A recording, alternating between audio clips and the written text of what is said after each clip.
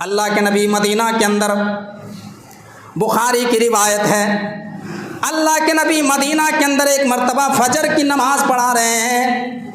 فجر کی نماز پڑھانے کے بعد اللہ کے نبی نے صحابہ کرام سے مخاطب ہو کے فرمایا، اے میرے صحابہ، آج میں نے رات میں خواب دیکھا ہے، آج میں نے رات میں سپنا دیکھا ہے، یہ دیکھا ہے کہ ایک بہت بڑا کھیت ہے، ایک بہت بڑا کھیت ہے، اور اس کھیت میں طرح طرح کی سبزیاں لگی ہوئی ہیں، اس کھیت میں طرح طرح کے پھل لگے ہوئے ہیں، اور اس کھیت کو پانی کی ضرورت ہے۔ مجھے لگتا ہے کہ کوئی آئے اور اس کھیت کو سیراب کرے، اس کھیت میں پانی ڈالے۔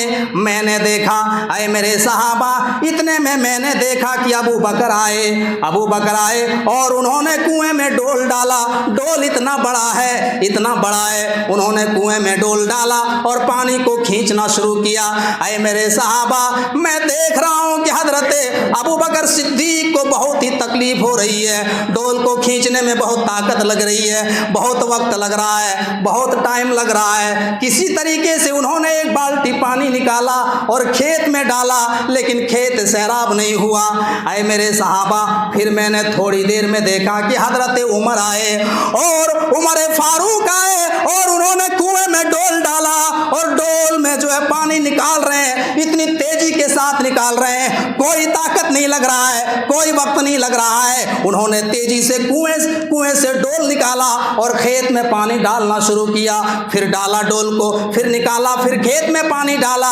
اللہ کے نبی فرماتے ہیں، میں نے دیکھا کہ تھوڑے ہی دیر میں وہ کھیت سیراب ہو گئی، وہ کھیت جو ہے پانی سے بھر گیا، بلکہ باہر پانی جو ہے مڈیروں سے باہر پانی چھلکنے لگا، باہر پانی کھیت سے نکلنے لگا۔ صحابہ کرام نے عرض کیا، اے اللہ کے نبی، اس خواب کی تعبیر بھی بتا دیجئے، اس خواب کی حقیقت بھی بیان کر دیجئے۔ اللہ کے نبی صلی اللہ علیہ وسلم کو اللہ کی طرف سے یہ خواب کی تعبیر ملی تھی، یہ علم عطا کیا تھا۔ اللہ کے نبی فرماتے ہیں، اے میرے صحابہ، اس خواب کی حقیقت یہ ہے، اس سپنا کی حقیقت یہ ہے کہ جو ہے حضرت ابوبکر صدیق رضی اللہ تعالیٰ عنہ اپنے دور حکومت میں اسلام کا پرچار پرسار کریں گے، لیکن اتنا دین نہیں پھیلا پائیں گے جتنا عمر فاروق پھیلائیں گے، اور عمر فاروق کی جب حکومت آئے گی تو حضرت عمر فاروق دنیا کے کونے کونے میں اسلام کا ڈنکا بجا دے گا، دنیا کے کونے کونے میں اسلام کو پھیلا دے گا، اور اس کو اسلام کو پھیلانے میں ان کو کوئی دقت نہیں آئے گی، ان کو کوئی ٹائم نہیں لگے گا۔ اور سیرت نگاروں نے لکھا ہے کہ واحد ایک ایسی شخصیت ہے حضرت عمر فاروق نے، جنہوں نے پوری دنیا میں 22 لاکھ مربع میل کی سرزمین پر حکومت کیا ہے، 22 لاکھ مربع میل کی سرزمین پر حکومت کیا ہے۔ میرے بھائیوں، آپ جانتے ہو 22 لاکھ مربع میل کی سرزمین کیسی ہے؟ 22 لاکھ مربع میل آگے، 22 لاکھ مربع میل پیچھے، 22 لاکھ مربع میل دائیں اور 22 لاکھ مربع میل بائیں، اتنی بڑی لمبی چوڑی دنیا پر حضرت عمر فاروق نے اکیلے حکومت کی ہے، جس میں بڑے بڑے ملکوں کو فتح کیا ہے، ملک شام کو فتح کیا، سیریا کو فتح کیا، ایران کو فتح کیا، عراق کو فتح کیا، روم کو فتح کیا، آذربائیجان کو فتح کیا، اردن کو فتح کیا، بڑے بڑے ملکوں کو جو ہے اپنے انڈر میں کیا، فلسطین کو فتح کیا، اور اسلام کے پرچم کو بلند کر دیا، اسلام کے جھنڈے کو بلند کیا۔ میرے بھائی، یہ حضرت عمر فاروق کی شخصیت تھی۔ ایک جوان جب اسلام کو قبول کرتا ہے تو اسلام کا ڈنکا پوری دنیا میں بجا کے رکھ دیتا۔ میرے بھائی،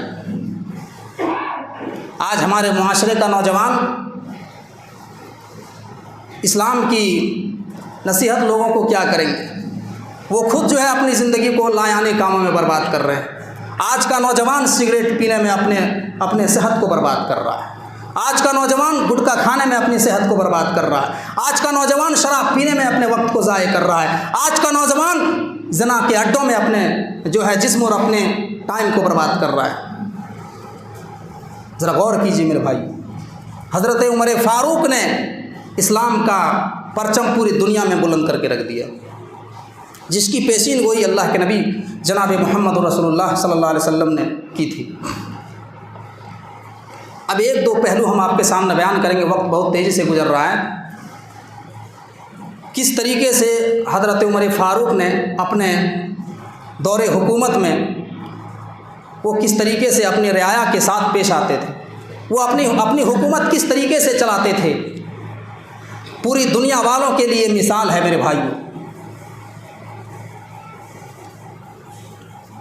حضرت عمر فاروق کو جب لوگوں نے خلیفہ بنایا، حضرت عمر فاروق کو جب لوگوں نے مسلمانوں کا امیر بنایا، امیر المومنین منتخب کیا، حضرت عمر فاروق رات کی تاریکی میں گشت کر رہے ہیں، محلے میں گھوم رہے ہیں کہ کس کے گھر میں کیا پریشانی ہے، کیا تکلیف ہے۔ ایک گھر سے آواز آتی ہے، آگ جلی ہوئی ہے، اور اس آگ کے اوپر ایک ہانڈی چڑھا ہوا ہے، اس ہانڈی میں کھانا پک رہا ہے، لیکن حقیقت میں وہ کھانا پک نہیں رہا ہے۔ حضرت عمر فاروق نے دیکھا کہ اس ہانڈی کے اندر پتھر ڈالے ہوئے ہیں، پتھر پڑے ہوئے ہیں، اور وہ پانی جوش مار رہا ہے، گرم سے کھول رہا ہے، اور اس کے بچے سوئے ہوئے ہیں۔ امیر المومنین عمر فاروق نے اس عورت سے پوچھا، آئے عورت اپنے بیٹوں کو دھوکہ کیوں دے رہی ہے، اپنے بچوں کے ساتھ کیوں دھوکہ کر رہی ہے؟ کہا کیا کروں، ہمارے پاس کھانے کے لیے کوئی اناج نہیں ہے، بھوک مری کی نوبت ہے، ہمارے پاس کوئی اناج نہیں، اور اس ایریے کا جو امیر المومنین ہے، جو خلیفۃ المسلمین ہے، جو مسلمانوں کا خلیفہ ہے، ان کو اپنی رعایا کے بارے میں کوئی پرواہ نہیں۔ آئے اجنبی آدمی، میں تو تجھے جانتی نہیں ہوں، لیکن سنو، کل قیامت کے دن میں اللہ رب العالمین سے اپنا مقدمہ دائر کروں گی، اور اللہ سے شکایت کروں گی، اور یہ کہوں گی کہ اللہ تو نے کس آدمی کو امیر المومنین بنایا تھا، کس آدمی کو جو امیر بنایا تھا، جو اپنی رعایا کی فکر نہیں کرتا ہے۔ اس کے علاقے میں ایک عورت اتنی پریشان ہے، گھر میں کھانے کے لالے پڑے ہوئے ہیں، اور اس ایریے کا امیر المومنین آرام سے بستر میں سو رہے ہیں، مزے کر رہے ہیں۔ حضرت عمر فاروق کی آنکھوں میں آنسو آ گئے یہ سن کر کے، اور اس عورت سے کہا کہ تم چنتا مت کرو، اتنے میں اپنے غلام اسلم کو حکم دیا ہے، اسلم یہ ہمارے کاندھے میں آٹے کا بورا رکھو، اور یہ گھی رکھو، اور جتنے سامان تھے سارے سامانوں کو اپنے کندھے میں لاد کر کے حضرت عمر فاروق اس عورت کے گھر میں پہنچاتے ہیں۔ حضرت عمر فاروق نے خود اپنے ہاتھوں سے کھانا بنایا، اس عورت کو کھلایا، بچوں کو بھی کھلایا، اور پھر وہ عورت دعا دیتی ہوئی کہتی ہے، اے اجنبی آدمی، لوگوں کو چاہیے تھا کہ وہ آپ کو امیر بنائے لوگوں کو، لیکن لوگوں کو پتہ نہیں کس کو امیر بنا دیا، ہمارے گھر کے بارے میں کبھی خبر گیری نہیں کرتا ہے۔ حضرت عمر فاروق نے کہا، اے عورت تم یہ جانتی نہیں ہو، میں ہی لوگوں کا امیر ہوں، میں ہی لوگوں کا خلیفہ ہوں، لوگوں نے مجھے امیر بنایا ہے۔ میرے بھائیو ذرا غور کیجئے، حضرت عمر فاروق کس طریقے سے اپنی رعایا کے بارے میں فکر کیا کرتے تھے۔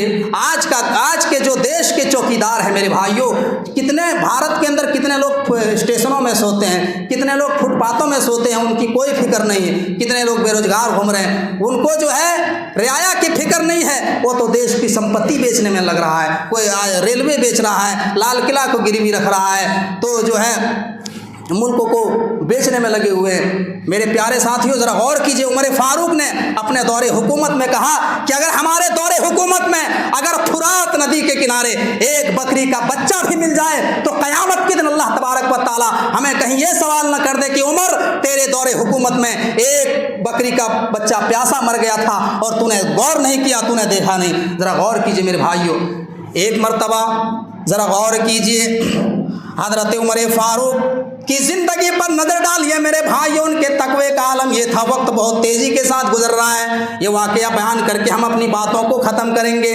حضرت عمر فاروق ایک مرتبہ بیمار ہو گئے، ایک مرتبہ ان کی طبیعت بہت زیادہ خراب ہو گئی، اور وہ حکیموں کے پاس گئے، وہ طبیبوں کے پاس گئے، ڈاکٹروں نے مشورہ دیا، حکیموں نے مشورہ دیا، اے امیر المومنین آپ کو اتنا دن تک شہد پینا پڑے گا، شہد پینا پڑے گا، ہنی آپ کو شہد کا استعمال کرنا پڑے گا، آپ کی بیماری تب جا کر کے ٹھیک ہوگی۔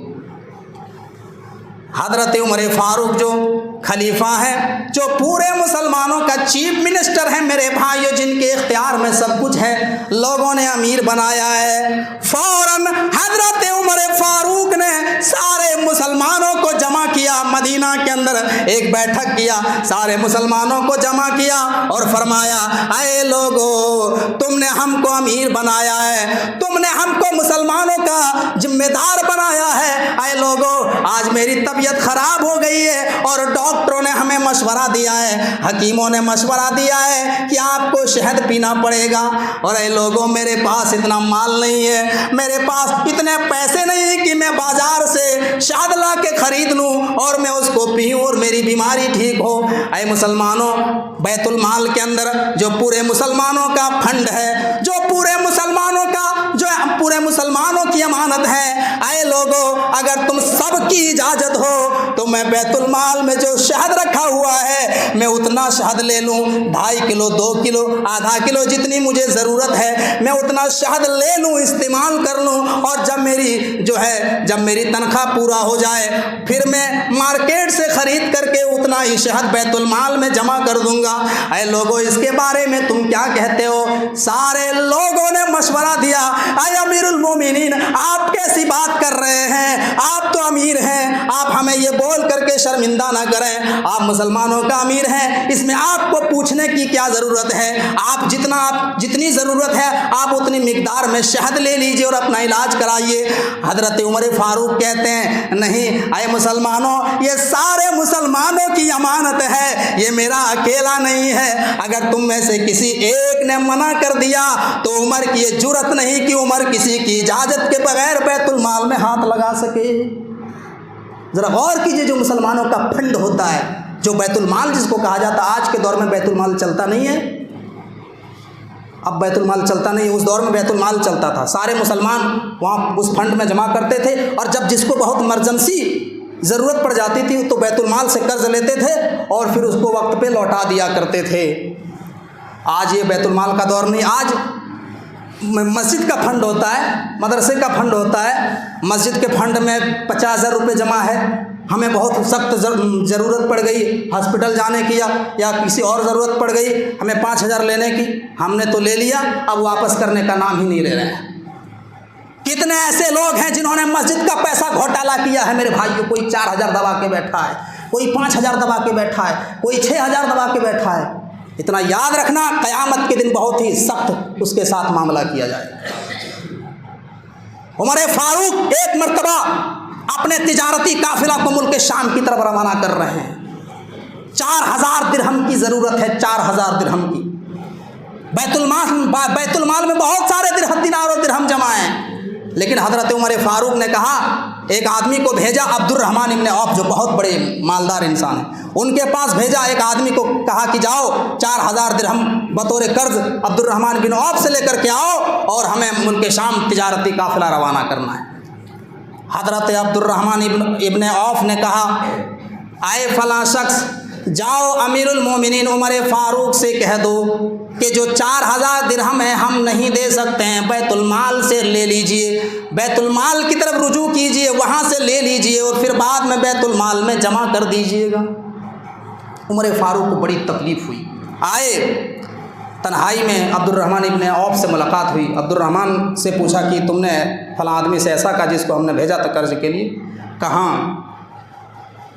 अमीरुल मोमिनीन उमर फारूक ने कहा, अब्दुर्रहमान, मेरे पास कोई ऑप्शन नहीं था कर्ज लेने के लिए, मैंने सोचा तुम क्या चाहते हो कि मैं बैतुल माल से 4,000 दिरहम ले लूँ? कहाँ ले लीजिए, तब क्या होगा, जब होगा तो बाद में लौटा दीजिएगा।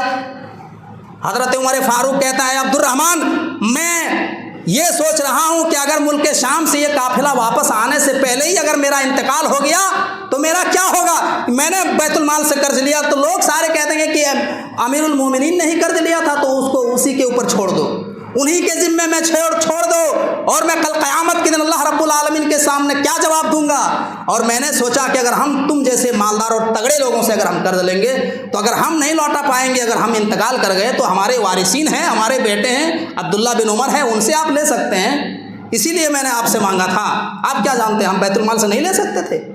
آج لوگوں کو اللہ کا ڈر نہیں، آخرت کا ڈر نہیں۔ میرے بھائیوں، مسجد کا پیسہ کھا کے بیٹھا ہے، مدرسے کا پیسہ کھا کے بیٹھا ہے، کوئی پرواہ نہیں، کوئی فکر نہیں، کوئی ڈر نہیں۔ میرے بھائی ذرا غور کیجیے، عمر فاروق کی زندگی کے بارے میں نظر ڈالیے، جس کے بارے میں مہاتما گاندھی نے ستیہ اور اہنسا کے اندر لکھا ہے اور کہا ہے کہ اگر عمر فاروق جیسا انصاف اور نیائے اگر بھارت کے اندر لاگو کر دو تو بھارت کے اندر کبھی دنگا نہیں ہوگا، بھارت میں کبھی خون خرابہ نہیں ہوگا، بھارت میں کبھی بھی بھوک مری کی نوبت نہیں آئے گی۔ یہ مہاتما گاندھی کا قول ہے، جس کی تصویر کے بغیر بھارت میں نوٹ نہیں چھپتا ہے۔ میرے بھائی ذرا غور کیجیے، جس کے بارے میں اللہ کے نبی نے فرمایا عمر فاروق کے بارے میں کہ عمر جس راستے سے چلتے ہیں شیطان بھی اس راستے کو چھوڑ دیتا ہے، شیطان بھی اس راستے کو خالی کر دیتا ہے۔